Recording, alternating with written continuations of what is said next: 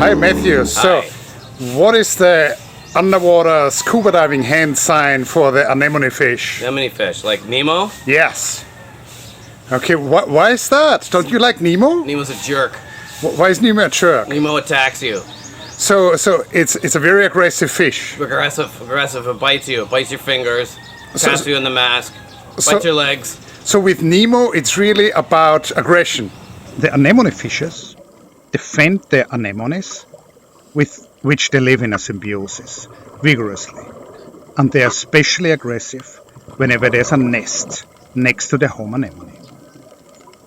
The anemone fishes are part of a family of fishes called the Pomacentridae. The Pomacentridae in English are generally called the damsel fishes. I believe that this is a major taxonomic faux pas. A damsel is a young unmarried woman, barely somebody associated with aggressive and violent behavior. Instead, the anemone fishes really act like hooligans. Hence, I suggest that the English common name for the Pomacentridae be changed to hooligan fishes.